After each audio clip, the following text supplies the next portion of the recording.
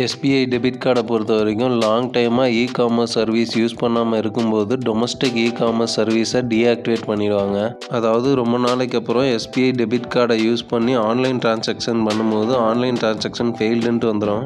இந்த மாதிரி transaction fail ஆகிறப்போ domestic e-commerce சர்வீஸை மறுபடியும் எப்படி ஆக்டிவேட் பண்ணி சக்ஸஸ்ஃபுல்லாக டிரான்சாக்ஷன் பண்ணுறதுங்கிறத இந்த வீடியோவில் பார்க்கலாம். நான் ரொம்ப நாளைக்கு அப்புறம் என்னுடைய SBI டெபிட் கார்டை ஆன்லைன் டிரான்சாக்ஷனுக்கு யூஸ் பண்ணேன். ரெஜிஸ்டர் மொபைல் நம்பருக்கு ஓடிபிலாம் ரிசீவ் ஆகிடுச்சு. ஓடிபியை என்ட்ரு பண்ணி மேக் பேமெண்ட் கொடுத்ததுக்கப்புறம் ப்ராசஸிங்னு வந்து ஃபெயிலியர் ஆகிடுச்சு. டிரான்சாக்ஷன் பேஜில் ஒரு இம்பார்ட்டன்ட் மெசேஜ் கொடுத்துருந்தாங்க, எப்படி SBI டெபிட் கார்டை ஆன்லைன் டிரான்சாக்ஷனுக்கு ஆக்டிவேட் பண்ணுறதுன்ட்டு. டிரான்சாக்ஷன் ஃபெயில் ஆனோடனே SBIட்டேருந்து ஒரு மெசேஜ் வந்துருந்துச்சு. அந்த மெசேஜில் டொமஸ்டிக் இ-காம் டிரான்சாக்ஷன் டீஆக்டிவேட் ஆகிருக்கதாகவும் அதை எப்படி ஆக்டிவேட் பண்ணுறதுங்கிற ஃபார்மெட்டும் கொடுத்துருந்தாங்க. ஃபார்மேட் பார்த்தீங்கன்னா SWON space ECOM space SBI debit கார்டோட last 4 digit number.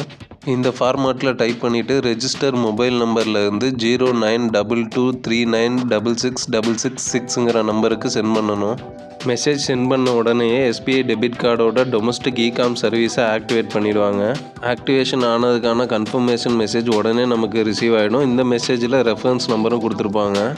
Domestic e-commerce சர்வீஸை ஆக்டிவேட் பண்ணதுக்கப்புறம் டிரான்சாக்ஷன் பண்ணி பார்த்தேன், சக்ஸஸ்ஃபுல்லாக டிரான்சாக்ஷன் ஆகுது. ஆன்லைன் டிரான்சாக்ஷனில் உங்களுக்கு இந்த மாதிரி பிரச்சனை இருந்துச்சுன்னா இந்த மெத்தடை ட்ரை பண்ணி பாருங்கள். கண்டிப்பாக டிரான்சாக்ஷன் சக்ஸஸ்ஃபுல் ஆகும்.